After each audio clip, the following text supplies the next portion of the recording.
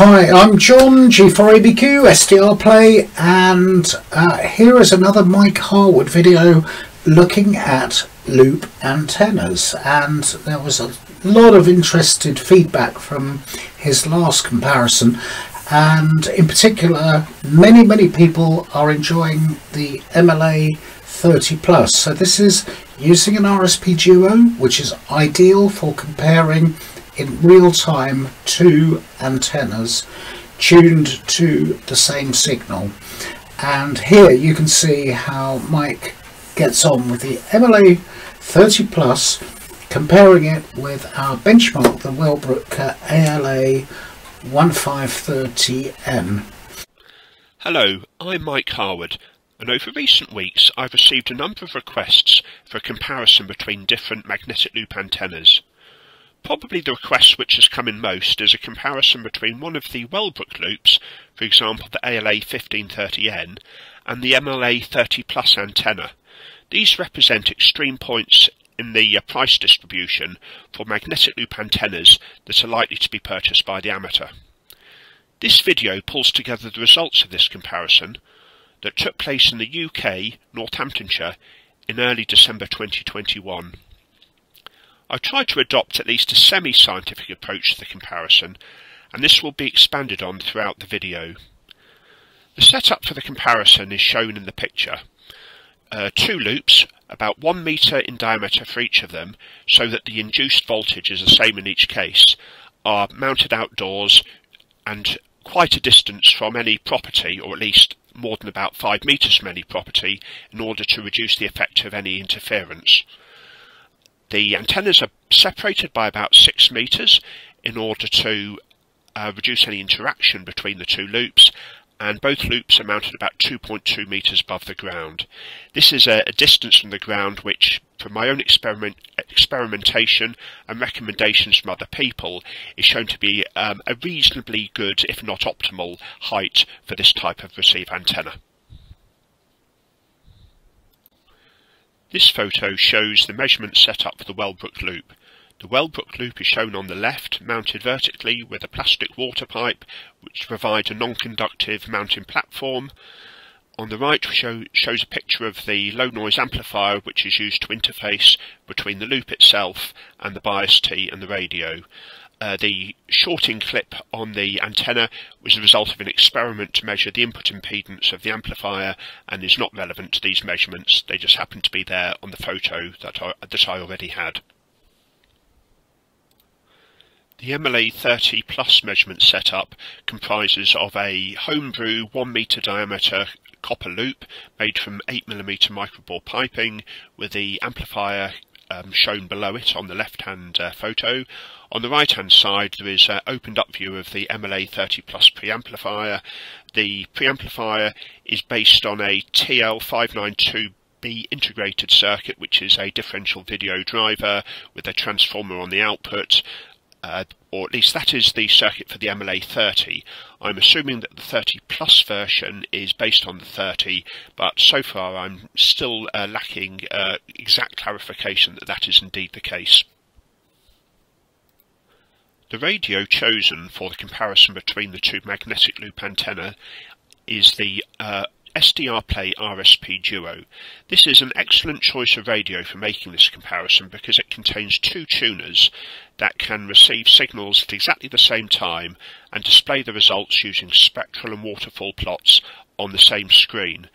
The advantage of this is that it allows two measurements to be made and the two antennas to be compared using data that's received at exactly the same point. So any differences in interference or signal fading or exact signal strength between the two comparisons that are being made is greatly reduced with this type of approach. And indeed, by setting the contrast and the intensity of the waterfall plot, a very accurate comparison over time between the two antennas can be produced, and this will be shown throughout this video. Following feedback from some of my earlier videos, I thought I'd provide a summary fairly early on in this video so that for people who are perhaps too busy to follow all the details, or perhaps are not interested in the details and are willing to take what I say on faith, they can get the key information from this slide. And for the people who want the details and want to form their own opinions and perhaps question anything, they can look at all the data that I provided and make their own analysis if they want to. So in summary, on the long wave band, the Wellbrook loop easily outperformed the MLA30+. There was about an extra 8 decibels in the signal to noise ratio. Now, I say that and it is true and the results are there for it. However, I feel a little bit guilty saying that, because if you look at the advertised frequency range for the MLA30+, the bottom end of the range is 500 kHz and long wave is about 200 kHz. So I am using, by making this statement, I am using the MLA30 outside its recommended band. However, I think a lot of people will want to use it in the long wave band, so I'm giving this information for how the MLA30+ works there, but realising that the manufacturers don't recommend that. On most of the other bands, this is really good news for the MLA30+. The performance of both loops is very similar, and I'm assuming that a big part of the reason for this is that with a 1 metre loop, both LNAs, which have an intrinsic electronic noise performance, will have an electronic noise. This is the thermal noise and the flicker noise and shot noise, whatever, from the transistors in the amplifier circuitry. That will be below the atmospheric noise that is received by the antenna, and therefore it doesn't really matter then, or it's a second order effect as to the impact of the noise from the electronics on the overall system noise performance. And the good thing there is that even if perhaps one amplifier is slightly worse than the other, with a 1 metre loop, it's a great levelling function. An interesting aspect that really needs a little bit more work is that, although I said the performance was similar on most of the bands, for the 160 metre band, the MLA30+ was actually quite poorly performing, and I'll show the results for that. I don't understand the reason for that, because on, say, the medium wave band and the 75 metre band, which are on either side of the 160 metre, the performance was very similar between the two antennas. So this is something I just wanted to bring up, but I will go into more detail later on in the video. In terms of construction, so moving away from the exact measurement results, the Wellbrook loop is a fully contained antenna, and you can more or less use it straight out of the box and mount it and plug it in and use it. The MLA30+ is provided with a very flimsy wire loop antenna, and really some additional construction is probably needed if you want a robust outdoor antenna, a bit like what I did with the copper microbore tubing, but you know, an aluminium tube is probably a better choice for something that's going to be out in all weathers. It's certainly a negative as far as the MLA30+ goes, but the next point I think puts that into a greater perspective, that the Wellbrook loop, or at least the ALA1530N, is about 6 to 8 times the cost of an MLA30, so you pay your money, you get your choice. Industry presence. The Wellbrook loops have a very good reputation with radio amateurs. They are in many ways the reference loop that people use, and indeed I'm using it for this comparison. Wellbrook have a reputation for good customer service, although from looking at Facebook pages and other reports, some customers have experienced problems with water ingress into the masthead amplifiers. So what is the key takeaway? Bringing all this together, I would say that without doubt the Wellbrook ALA1530N is a better product, and in many ways an industry standard with a recognised high level of performance. However, for most applications, the MLA30+ provides much better value for money, and that can't really be overstated. That, you know, if you've only got £30 to £40 to spend, you can get an MLA30+.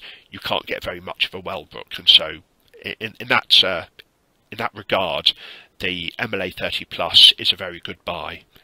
So now what I'll do is spend the rest of the video describing the measurements that were taken, which were used to support the above conclusions. As mentioned earlier, I tried to adopt a semi-scientific approach for the comparison between the two antennas. To this end, both antennas were configured from 1 metre loops so that the induced voltage that was provided to the preamplifiers would be with the same or very similar in both cases. This required the loop being made for the MLA30 Plus antenna out of copper microbore tubing. Both antennas were about 6 metres apart, as mentioned earlier, to reduce interference, and mounted about 2.2 metres above the ground, as this is known, or at least experimentally shown, to be a very good height for this type of antenna. Both loops were facing in the same orientation, so that was with the planes of the antenna facing north-south. So by doing this, the maximum received radiation pattern was orientated east-west, with a lull being in the north-south direction. I don't think this orientation was particularly critical, but I wanted to make sure that both loops were configured the same way. The Wellbrook low-noise amplifier was powered from a regulated, stabilised power supply that came with it.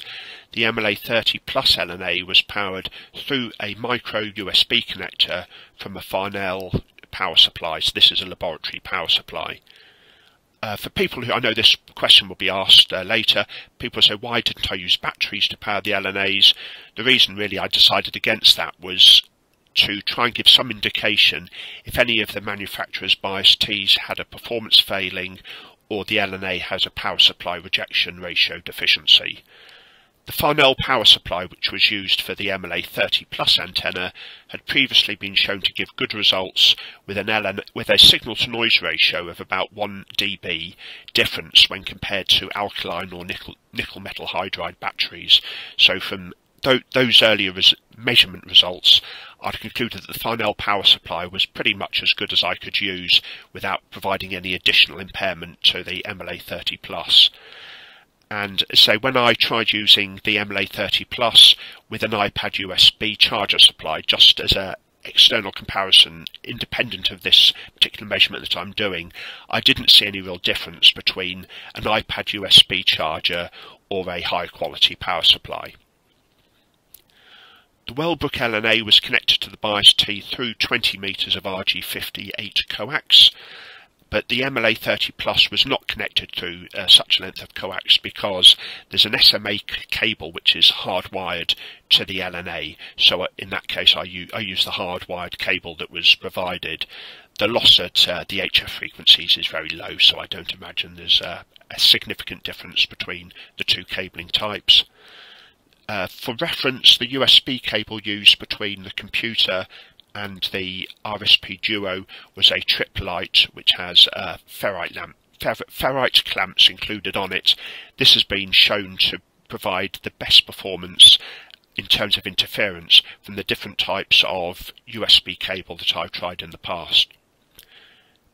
Measurements for both loops were taken simultaneously, as mentioned earlier, during the daytime, and all SDRuno settings for the waterfall plots were identical for the two loops, so this allowed a good, easy visual comparison between the two waterfall plots and the two spectral plots that were produced.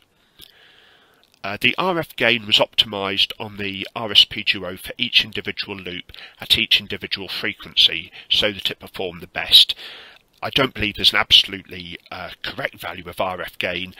It varies between different amplifier types and the output of the amplifier, so I thought I'd give each loop the ability to perform at its optimum by optimising that separately. Having said that, the best setting that I could choose for either loop was normally the max setting, the exceptions really being the Wellbrook loop on the medium wave band. The performance comparison between the Wellbrook and MLA30 Plus antennas was derived from looking at a number of broadcast bands and amateur bands. For the broadcast bands from 75 metres down to 19 metres, and for the amateur bands from 2,200 metres down to 10 metres, and it was from this information that the conclusions were drawn. For the long wave band shown here, and indeed all the measurements, the results were obtained by effectively a screenshot at one moment in time of a dual SDRuno waveform for the two channels. So the top channel shows the results for the MLA30 Plus, and the bottom channel or bottom set of panes in the screenshot shows the results for the Wellbrook ALA 1530N. Towards the middle of each individual set of panes, it shows the frequency, in this case 198 kHz, and at the right hand side you can see both of the spectral plots for the two antennas and also the waterfall plots below them.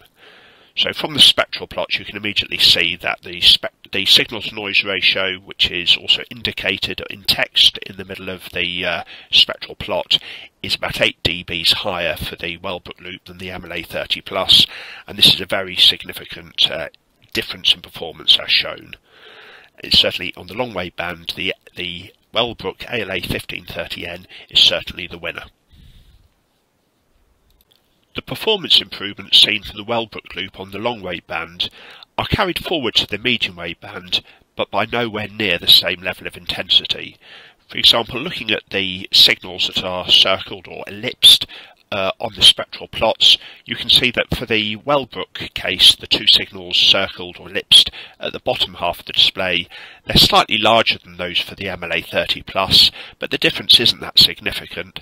And certainly looking at where the cursor is for the two spectral plots, which is 837 kHz, I believe that's Radio Leicester, you can see that there's only about a 1 dB difference in signal to noise ratio there. So the Wellbrook I think is still better, but the differences are far less pronounced. The 75 metre band was quite dead or largely dead at the time of the antenna comparison, although some signals were available.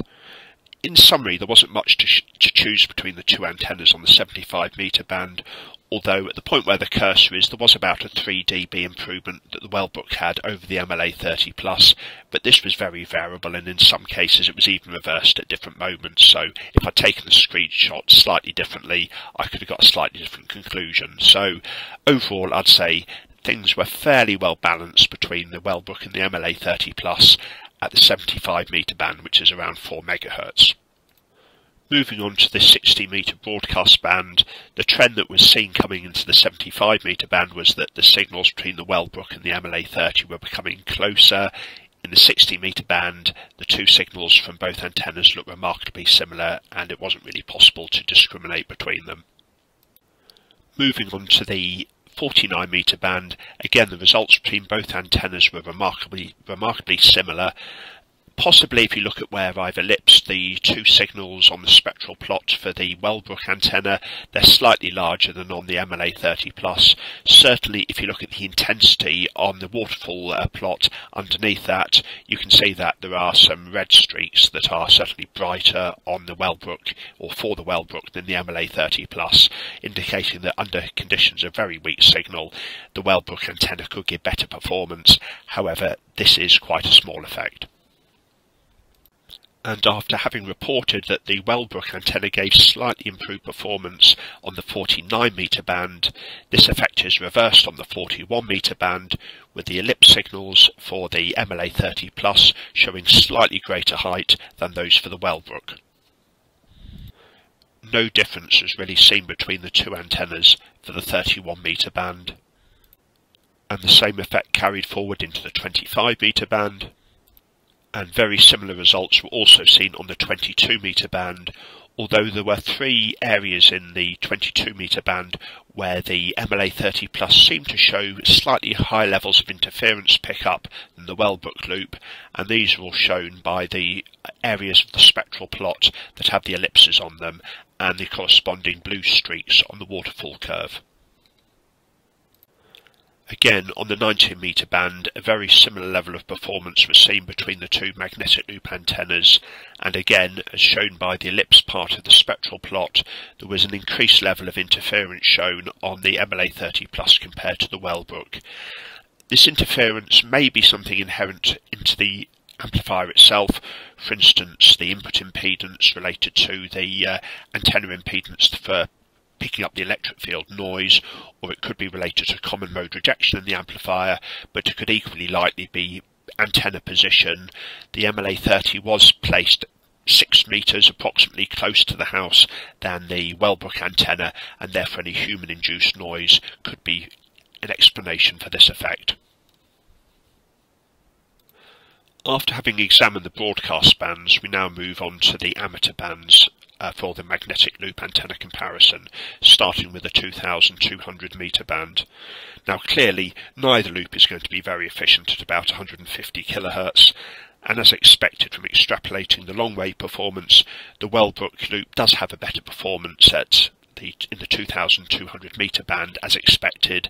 However, this is pushing the MLA30 plus antenna way below its specified minimum operating frequency. So this is really for information purposes only, rather than any criticism of the MLA30 plus antenna. Again, as expected on the 630 metre lower amateur band, the performance of the Wellbrook antenna is slightly better than that of the MLA30 plus. The results from the 160 metre measurements were probably the most confusing part of this comparison. Based on extrapolating the medium wave and the 75 metre results from the broadcast band, I would have expected the MLA30 plus to be very close to the Wellbrook loop in terms of performance. However, the MLA30 plus is much, much worse, and a lot of the signals present on the Wellbrook are not there for the MLA30 plus, and I don't have a good explanation for that.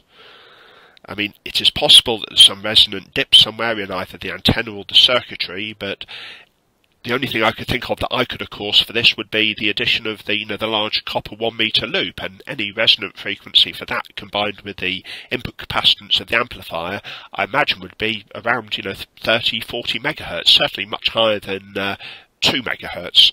So that doesn't really stack up.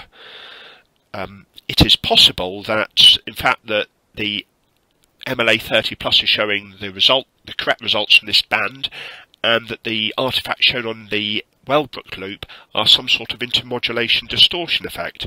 But I tend to not think that's the case, because I've performed previous comparisons between the Wellbrook and also the LZ1AQ, Cross Country Wireless and Bonito Megaloops, and all the signals that the Wellbrook picked up in those comparisons were at least seen by one of the other antennas. So I tend not to think that there's anything wrong with what the Wellbrook's doing. I tend to think for some reason the MLA30 plus is performing badly in this band, and I don't have a great explanation for it.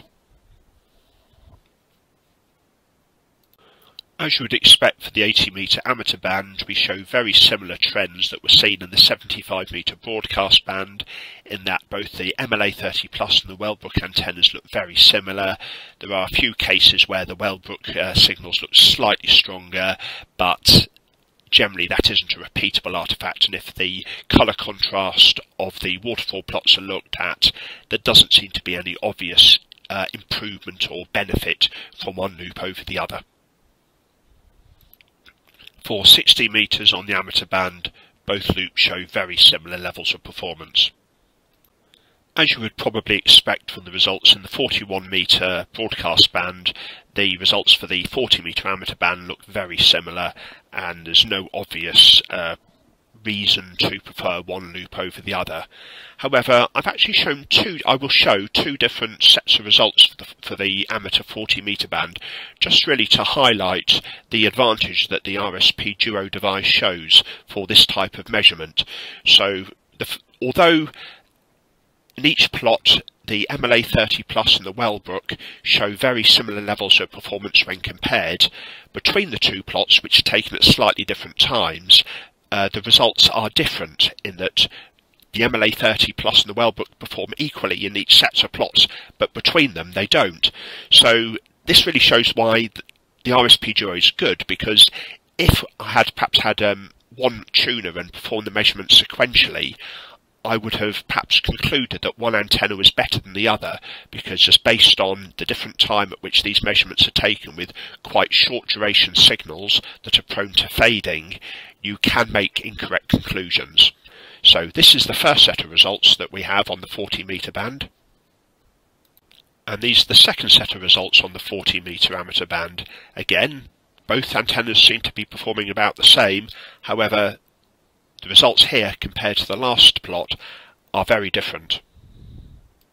And just for people like me who like playing around with the Ft8 beacons, I show here the results for the Ft8 reception at 70-74 kHz and the 40 metre band. In this case, both tuners are set with a decimation setting of 32, upper sideband, and 3 kHz of bandwidth, so that we receive the full Ft8 Ft8 received spectrum, and you can see in this case there's only 0.1 dB of difference in the signal to noise between the MLA30 Plus and the Wellbrook, so as you would expect based on the previous plots, a very similar level of performance. And as you would expect from the 19 metre broadcast band results, the performance of both antennas on the 20 metre amateur band both look very similar. And the Ft8 results on the 20 metre band also look very similar. The 15 metre and 10 metre bands were both very quiet at the time this experiment was performed, and the spectral plots and the waterfall curves between the two sets of measurements were both very similar. This is the 15 metre set of results, and this is the 10 metre set of results, perhaps only showing that the Wellbrook loop is more sensitive both to possible signals but also to interference. And finally, just for completeness and fun, I tried both loops on the 6 metre band. The Wellbrook could pick up at least some electromagnetic source, and the MLA30 Plus couldn't, but this frequency is way above the maximum specified operating frequency for both loops, 30 MHz, that I'm not really surprised the performance wasn't very good. So this really brings us to the end of this comparison. I realise it's a bit longer than intended, but I know many people want to see the full reasoning behind any conclusions, and I hope to provide that with a lot of these spectral and waterfall plots, and really this was the best way that I could devise to provide this information. So, in summary, thank you for listening, and please post any comments in the section below. Thank you, Mike, for that excellent in-depth comparison, and if you have any comments on Mike's video and the assumptions used, feel free to add your comments, and this can help guide and influence future videos that Mike will be undertaking in the weeks ahead. Thanks for watching.